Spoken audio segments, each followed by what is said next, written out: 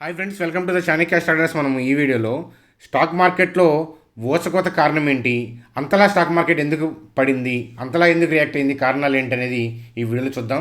Nifty bank Nifty చార్ట్స్లో ఏం జరుగుతుందనే విషయం కూడా మనం ఈ వీడియోలో డిస్కస్ చేద్దాం. అలాగే ఫార్మా సెక్టార్లో వరికోత కారణం ఏంటి, డాక్టర్ రెడ్డిస్ అంతలా ఎందుకు పడింది, అంతలా ఎందుకు రియాక్ట్ అయింది లూపిన్, ఆ విషయాల గురించి చూద్దాం. డాక్టర్ రెడ్డిస్ యొక్క క్యూఆర్ ఎర్నింగ్స్ చూద్దాం, దానికి సంబంధించిన న్యూస్ అప్డేట్ చూద్దాం. అట్లాగే అరబిందో ఫార్మాకి సంబంధించిన న్యూస్ అప్డేట్ చూద్దాం. ఈ వీడియోలో మల్టీ బ్యాగర్ అయ్యే అవకాశం ఉన్న ఫార్మా స్టాక్ ఏంటి, ఆ విషయాల గురించి కూడా ఈ వీడియోలో డిస్కస్ చేద్దాం. అలాగే ఎక్కువ మంది అడుగుతున్నారు సిడిఎస్ఎల్ గురించి, ఆ స్టాక్ గురించి కూడా చూద్దాం. జస్ట్ డైల్లో మరలా స్వింగ్ ట్రేడ్ ఆపర్చునిటీ ఎక్కడ ఉంది, మనం ఆల్రెడీ స్వింగ్ ట్రేడ్ చేసి ప్రాఫిట్ తీసుకున్నాం కదా, మరలా స్వింగ్ ట్రేడ్ పాయింట్ ఆఫ్ వ్యూలో ఆపర్చునిటీ ఎక్కడ ఉందనేది చూద్దాం. అలాగే హెచ్డిఎఫ్సి బ్యాంక్లో మనం ఎస్డే ఎంట్రీ ఇచ్చాం కదా, స్టాక్ మంచిగానే ట్రావెల్ చేస్తుంది. మరి ఆ అప్డేటు, హెచ్డిఎఫ్సి బ్యాంక్ యొక్క చార్ట్ కూడా చూద్దాం. ఓవరాల్గా నిఫ్టీ బ్యాంక్ నిఫ్టీ చార్ట్స్తో సింపుల్గా ఈ వీడియోని క్లోజ్ చేద్దాం. చూడండి ఫ్రెండ్స్, మన ఛానల్ అనేది యూనిక్ ఛానల్, మీరు రేరుగా చూస్తారనమాట. పర్సనల్ ట్రేడ్స్ అనమాట, నా వ్యక్తిగతమైన ట్రేడ్స్, నా ఎంట్రీ ఎగ్జిట్ అనేవి అడ్వాన్స్గా ఫ్రీగా చాణక్య స్టాక్ ట్రేడర్స్ ఫీడర్ గ్రూప్లో మీకు ఇవ్వడం అనేది జరుగుతుందన్నమాట. మీరు అవి చూసి మీ ఫైనాన్షియల్ అడ్వైజర్ని కలిసి మనీ మేనేజ్మెంట్ మనం చెప్పేవి ఫాలో అవుతా మీరు ఆ ట్రేడ్స్ తీసుకోవచ్చు అనమాట. అది ఫ్రెండ్స్, అయితే చాణక్య స్టాక్ ట్రేడర్స్ టెలిగ్రామ్లో మీరు జాయిన్ అవ్వకపోతే కనుక జాయిన్ అవ్వండి, ఫ్రీయే. అలాగే ఛానల్ మీరు మొదటిసారిగా చూస్తుంటే కనుక సబ్స్క్రైబ్ చేయండి, బెల్ ఐకాన్ క్లిక్ చేయడం మర్చిపోవద్దు. చూడండి ఫ్రెండ్స్, మరి ఫార్మా సెక్టార్లో వరికోత కారణం ఏంటి అనే అంశం గురించి చూసే ముందు డాక్టర్ రెడ్డిస్ యొక్క క్యూఆర్ ఎర్నింగ్స్ చూద్దాం. 11% అప్ ఇయర్ ఆన్ ఇయర్, అంటే ప్రీవియస్ ఇయర్ ఇదే క్వార్టర్తో కంపేర్ చేస్తే ఈ ఇయర్లో రెవెన్యూ ఎలా ఉంది అంటే 11% అప్పు. మంచి విషయం. అలాగే ఎబిటా 12% డౌను, ప్యాట్ చూస్తే 1% అప్పు. మార్జిన్స్ బాగా తగ్గాయి కదా. అయితే ఏంటంటే వీటి వల్లే బాగా పడిపోయిందా స్టాకు, ఎందుకు పడిపోయింది అనేది చార్ట్లో ఎక్స్ప్లెయిన్ చేస్తాను. ఒక్కసారి వాళ్ళ మేనేజ్మెంట్ కామెంట్స్ చూస్తే కనుక మనకి ఏమని చెప్పారంటే ఇంప్రూవ్ చేసుకుంటాం, అంటే ఫర్దర్ క్వార్టర్స్లో ఇంకా బెటర్గా ఇంప్రూవ్ చేసుకుంటామని చెప్పి ఇచ్చారు గైడ్లైన్స్. ఎప్పుడు ఇస్తూనే ఉంటారు కదా మేనేజ్మెంట్స్, అలా వాళ్ళ జాబ్ అనమాట అది. ఇస్తూ ఉంటారు. ఓకే, అయితే ఏంటంటే మనకి ఈ స్టాక్ పర్టికులర్గా డాక్టర్ రెడ్డికి సంబంధించిన ఇంకొక ఇంపార్టెంట్ న్యూస్ అప్డేట్ ఉంది, అది కూడా చూసి చార్ట్లోకి వెళ్ళి అంచనా వేద్దాం. చూడండి ఫ్రెండ్స్, ఇక్కడ డాక్టర్ రెడ్డిస్కి సంబంధించిన న్యూస్ అప్డేట్ ఏంటంటే వాళ్ళు చెప్తున్నారు, received a someone from SEC. SEC అంటే ఎవరంటే ఇప్పుడు మనకు సెబీ ఉంది కదా మన కంట్రీకి, అట్లాగే ఏంటంటే యూఎస్కి ఎస్ఈసి అనమాట, సెక్యూరిటీస్ ఎక్స్చేంజ్ కమిషన్ అంటారు. వాళ్ళ నుంచి సమ్మన్ అంటే వాళ్ళ నుంచి కాల్ రమ్మని చెప్పి ఒక ఆర్డర్ వచ్చింది అని చెప్పి దానికి సంబంధించిన అప్డేటు. అయితే ఏంటంటే ఈ రెండింటి న్యూస్ల వల్ల పడిపోయినాయి అని చెప్పి ఎక్కువ మంది అనుకుంటారు. అది నిజమా కాదా, అసలు మరి ఎక్కడ బై చేయాలి డాక్టర్ రెడ్డిస్ని, ఆ విషయాల గురించి ఒక్కసారి చార్ట్లోకి వెళ్ళి చూద్దాం. ఒకసారి కనుక వాళ్ళ సేల్స్ చూసినా, మీరు ఫండమెంటల్స్ చూసినా, మీరు బ్యాలెన్స్ షీట్ చూసినా, క్యాష్ ఫ్లో చూసినా, రేషియోస్ ఓవరాల్గా మొత్తం కనుక మనం ఫైనాన్షియల్ అనాలిసిస్ చేస్తే it is at its best అని చెప్పచ్చు అనమాట. డాక్టర్ రెడ్డిస్ యొక్క పర్ఫార్మెన్స్ కావచ్చు, ఏదైనా కానీ ఫండమెంటల్స్ కానీ, బిజినెస్ కానీ, ఫార్మా సెక్టార్లో గ్రోత్ కానీ, ఓవరాల్గా మీరు ఏ పాయింట్ ఆఫ్ వ్యూలో చూసినా కూడా బెస్ట్గా పర్ఫామ్ చేస్తున్న టైం అని చెప్పచ్చు. చూడండి, ఎక్కువ మంది దీంట్లో ఇన్వెస్ట్ చేశాము, ఇక్కడ ఎంటర్ అయ్యాము, ఇన్ని షేర్లు ఉన్నాయి, ఎగ్జిట్ అవ్వమంటారా, హోల్డ్ చేయమంటారా, ఆగమంటారా? చూడండి, జనరిక్ క్వశ్చన్స్కి నాకు తెలిసి ఏ యూట్యూబర్ కూడా సమాధానం చెప్పలేరు. నాకు తెలిసేది కనుక ఎవరు కూడా దానికి రెస్పాండ్ అవ్వరు. ఎందుకు అని అంటే హోల్డ్ చేయమన్నారనుకోండి, అక్కడ నుంచి పడిపోతే ఏంటంటే యూట్యూబర్ని అడుగుతూ ఉంటారు కదా, సేమ్ థింగ్ ఏంటంటే నెగిటివ్గా కామెంట్ చేస్తూ ఉంటారు. సరే, అవన్నీ పక్కన పెడితే ఏంటంటే ఎందుకని అలా జడ్జి చేయలేము అని అంటే, చూడండి, ఒక పర్సన్ ఆ కంపెనీని ఎందుకు బై చేశారు, ఎక్కడ బై చేశారు, ఎన్ని సంవత్సరాలు హోల్డ్ చేయగలరు, అలాగే తన ఫైనాన్షియల్ స్టేటస్ ఏంటి, తన ఏజ్ ఎంత, ఇవన్నీ ఫ్యాక్టర్స్ ఉంటాయి అన్నమాట ఇన్వెస్ట్మెంట్ చేసేటప్పుడు. అసలు తను ఇన్వెస్ట్ చేసింది షార్ట్ టర్మ్ పాయింట్ ఆఫ్ వ్యూనా, లాంగ్ టర్మ్ పాయింట్ ఆఫ్ వ్యూలోనా, లేకపోతే ఎక్కడైనా సోషల్ మీడియాలో చూసి న్యూస్ వల్ల ఇన్వెస్ట్ చేశారా, తనకి టార్గెట్ తెలుసా, స్టాప్ లాస్ తెలుసా, అట్లీస్ట్ మరి రెవెన్యూస్ని ఫోకస్ చేసుకుంటా, ప్రాఫిట్ని ఫోకస్ చేసుకుంటా 10 to 15 years ఆగే ఉద్దేశంతో ఇన్వెస్ట్ చేశారా లేదా? అందువల్ల ఏంటంటే జనరిక్గా అడిగిన క్వశ్చన్స్కి ఆన్సర్లు ఇవ్వడం అనేది చాలా కష్టము. అర్థం చేసుకుంటారని అనుకుంటున్నాను. అయితే ఏంటంటే సింపుల్గా ఫండమెంటల్స్ అన్నీ బాగున్నాయి, it is at its best అని చెప్పచ్చు. అయితే చార్ట్లోకి వెళ్ళి చూద్దాం. చూడండి, ఆ రెండింటి న్యూస్ల వల్ల, అంటే ఎస్టిమేట్స్ని బీట్ చేయలేకపోవడం వల్ల పడిందా, లేకపోతే ఎస్ఈసి ఆర్డర్ వల్ల పడిందా? చూడండి, ఎస్టిమేట్స్ ఎవరు చేయమన్నారు? ఎస్టిమేట్స్ని బీట్ చేయకపోతే చూడండి చాలా కష్టం. ఒక కంపెనీ యొక్క ఎర్నింగ్స్ ఎగ్జాక్ట్గా మనం ఐడెంటిఫై చేయటం అంటే ముందే ఐడెంటిఫై చేయడం చాలా కష్టమైన విషయం. సో అయితే ఏంటంటే ఇప్పుడున్న టెక్నాలజీతో చాలామంది అంచనా వేయడానికి ట్రై చేస్తున్నారు. ఏదైనా కానీ స్టాక్ యొక్క పాస్ట్ పర్ఫార్మెన్స్ చూసుకొని లక్రేటివ్గా ఉన్నప్పుడు లో పీఈలో ఉన్నప్పుడు మనం ఇన్వెస్ట్ చేసుకోవాలి. ఇన్వెస్ట్మెంట్ అయితే కనుక థింగ్స్ అన్నీ management analysis, financial analysis, P&L, balance sheet అన్నీ చూసుకొని మనం సో టెక్నికల్గా ఐడియా ఉంటే కనుక టెక్నికల్గా కూడా చూసుకొని లో పీఈలో ఉన్నప్పుడు కొనుక్కుంటే సేఫ్టీ. మనం ఎన్ని ఇయర్స్ పాయింట్ ఆఫ్ వ్యూలోనూ ఆగాలి. ఎందుకంటే ప్రతి sector so each and every year perform చేయదు, అవుట్ పర్ఫామ్ చేయదు. సో మనం స్టాక్ మార్కెట్లో 3 to 5 years మనం స్టే చేస్తే అర్థమవుతుంది అనమాట. ఈ ఇయర్ ఉన్నట్లు సో కమింగ్ ఇయర్స్ కూడా అలాగే ఉండాలని రూల్ లేదు. ఎక్కడా కూడా స్టాక్ మార్కెట్ హిస్టరీలో ఎప్పుడు కూడా కంటిన్యూగా ఒక 10 years పైకి వెళ్ళిపోతా స్టాక్ మార్కెట్ ఎక్కడ లేదనమాట. ఒక 1 year బాగుంటే తర్వాత 2 years బాగోదు, ఆ తర్వాత మళ్ళీ ఒక 6 months బాగుంటుంది. అట్లా ఏంటంటే అప్స్ అండ్ డౌన్స్ అనేవి స్టాక్ మార్కెట్లో కామనే. అట్లాగేంటంటే కంపెనీస్ కూడా అంతే అనమాట. కంటిన్యూగా 15 years అవుట్ పర్ఫామ్ చేసిన కంపెనీస్ కూడా మనం ఐడెంటిఫై చేయలేము, రైట్? సో కాబట్టి జాగ్రత్త అని చెప్తాను. Downfalls, ups downs common. ఓవరాల్గా కంపెనీ గ్రో అవుతుందా లేదా, ఎన్ని ఇయర్స్ పాయింట్ ఆఫ్ వ్యూలో మనం హోల్డ్ చేయగలం, సో మన అవసరం ఏంటి, మన నీడ్ ఏంటి, అవన్నీ కూడా చూసుకోవాలని చెప్తాను. అయితే డాక్టర్ రెడ్డిస్ పడడానికి ప్రధానమైన కారణం నేను అనుకోవడం అయితే కనుక ప్రాఫిట్ బుకింగ్. సో చాలా ఓవర్ వాల్యూడ్లో ఉన్నాయి pharma stocks because of the Covid euphoria. So మనం ఆల్రెడీ గతంలో చెప్పుకున్నాం కదా, ఈ కోవిడ్ కనుక కంప్లీట్గా అంటే కోవిడ్ నుంచి కంప్లీట్గా ఓల్డ్ బయటపడితే కనుక ఫార్మా సెక్టార్స్లో కరెక్షన్ వచ్చే అవకాశాలు కూడా ఉంటాయి. Profit booking, clear profit booking అంటాను. సో ఓవర్ వాల్యుయేషన్ అని చెప్తాను. అయితే దీన్ని ఎక్కడ కొనుక్కోవాలి ఆ పాయింట్ ఆఫ్ వ్యూలో ఆలోచించమని చెప్తాను. సో అయితే ఏంటంటే వాల్యూ కంపెనీ కాబట్టి చాలా లో పీఈలు అంటే 10 to 15 PEsలో దొరకాలి అని అంటే సో దొరకవు. సో అరుదుగా దొరుకుతూ ఉంటాయి. ఏదైనా గ్లోబల్గా క్రైసిస్ వచ్చినప్పుడు, రష్యన్ వచ్చినప్పుడు అట్లాంటప్పుడు దొరుకుతాయి తప్ప జనరల్గా మనకేంటంటే లోయర్ పీఎస్లో మనకి వాల్యూడ్ కంపెనీస్ అయితే కనుక దొరకవు కదా. అయితే టెక్నికల్గా అయితే కనుక బయరు 4410 అలాగే 4133 ఈ లెవెల్లో ఉన్నారనమాట. ఈ లెవెల్ని హిట్ చేసే విధానాన్ని బట్టి అప్పటి వాలిడేషన్ బట్టి ట్రేడ్ పాయింట్ ఆఫ్ వ్యూలో డెసిషన్ తీసుకోవచ్చు.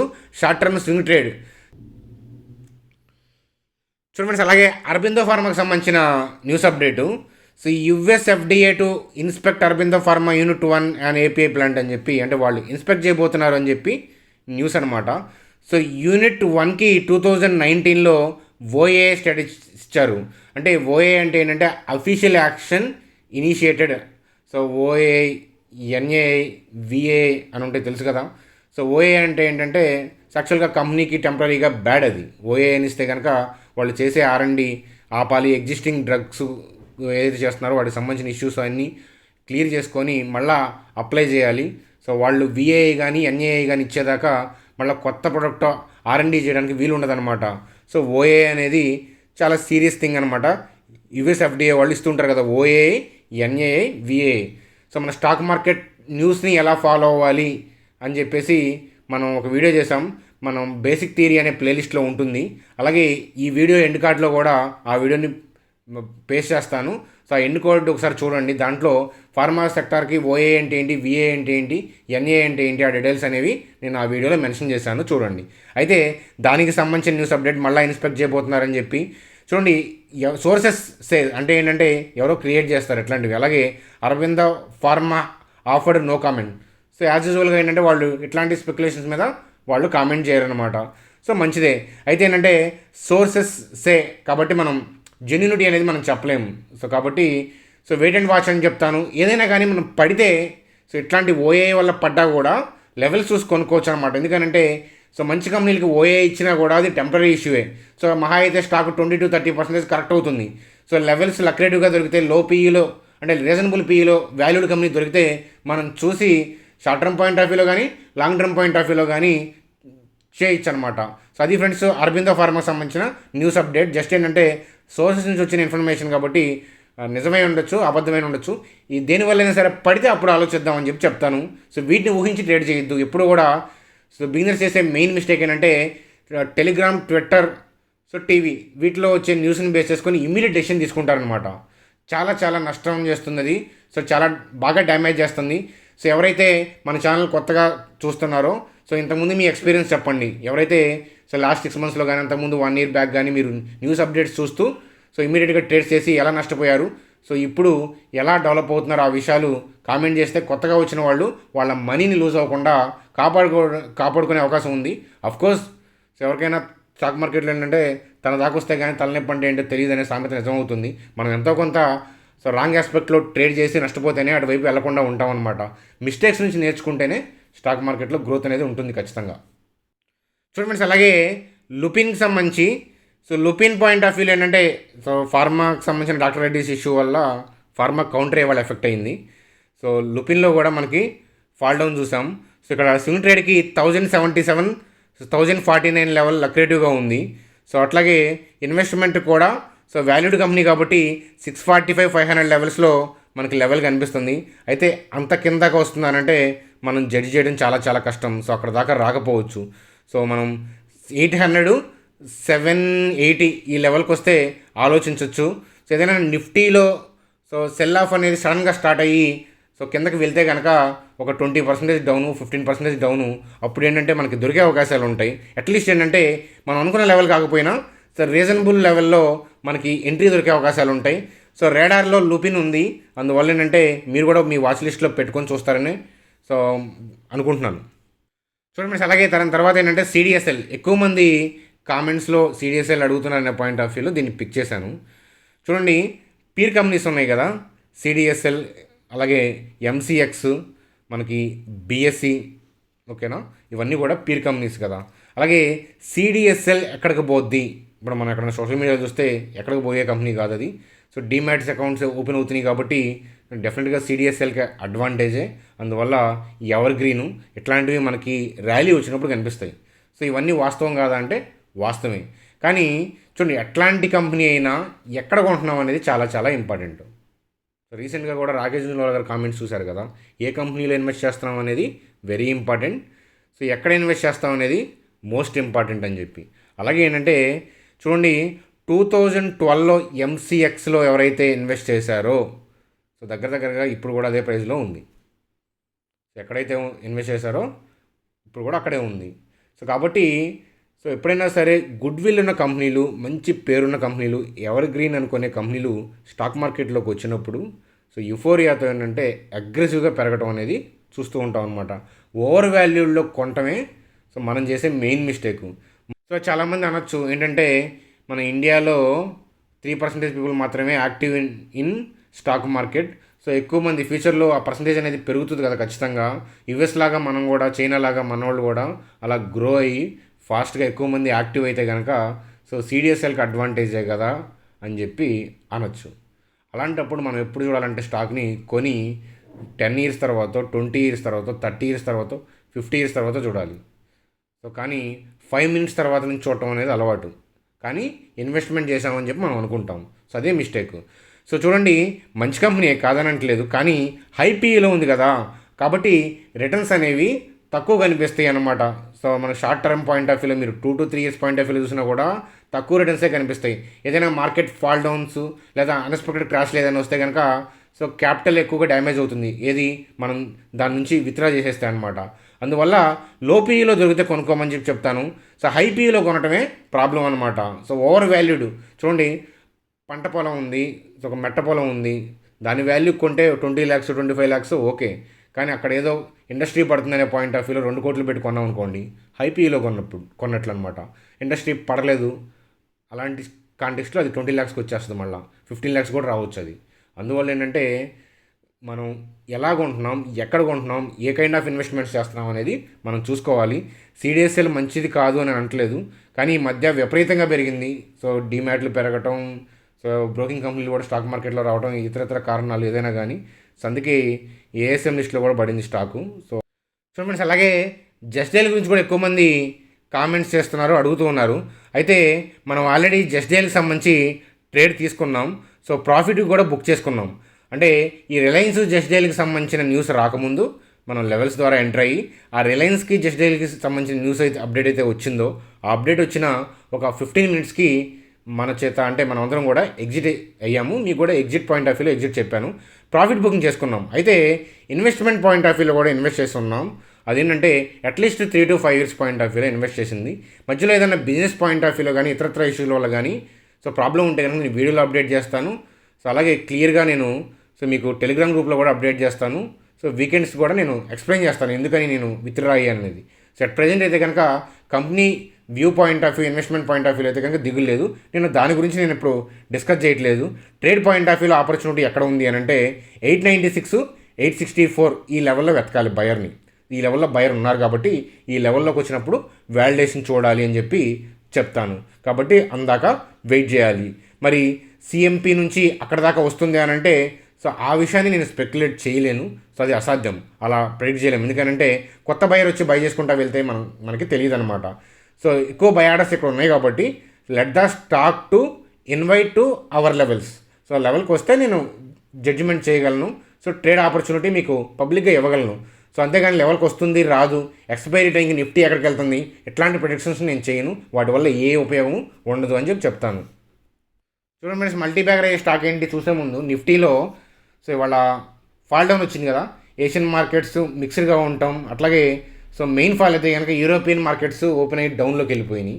సో యూరోపియన్ మార్కెట్స్ ఓపెన్ అవ్వక ముందు నుంచే డ్రాప్ కనిపించింది. సో ఇంట్రాడే పాయింట్ ఆఫ్ వ్యూలో వ్యూ ఇచ్చాను. స్టాప్ లాస్ కూడా హిట్ అయింది, మీ అందరికీ తెలిసిన విషయమే. అయితే ఏంటంటే ఇంట్రాడే అందుకనే నేను అవాయిడ్ చేయమంటాను. స్వింగ్ ట్రేడ్స్ అయితే కనుక మనం ఎప్పుడైనా ట్రేడ్స్ స్టాప్ లాస్ హిట్ అయినాయా? సో జనరల్గా అవ్వవు అని నేను అంటలేదు, జనరల్గా అవ్వవు అనమాట. సో అట్లీస్ట్ ఏంటంటే 50% సక్సెస్ రేట్ ఉంటుంది. అంటే మనం 10 ట్రేడ్స్ చేస్తే సో 5 ట్రేడ్స్ ప్రాఫిటబుల్గా ఉండే అవకాశాలు ఉంటాయి అన్నమాట. సో అలాగే మరి నిఫ్టీ పరిస్థితి ఏంటి అని అంటే చూడండి, ఇక్కడ గ్యాప్ అప్ ఉంది చూసారా. ఈ గ్రీన్ క్యాండిల్ పడకముందు గ్యాప్ అప్ అయింది. సో అంటే పడిపోతుంది అని అనుకున్నారు కదా ఈ ఫాల్ డౌన్స్లో, అప్పుడు గ్యాప్ అప్ అయింది కదా గ్లోబల్ గ్యూస్ బాగుండటం వల్ల. సో మరి గ్యాప్ అప్ అయిందంటే కింద ఆర్డర్లు ప్లేస్ చేస్తేనే కదా.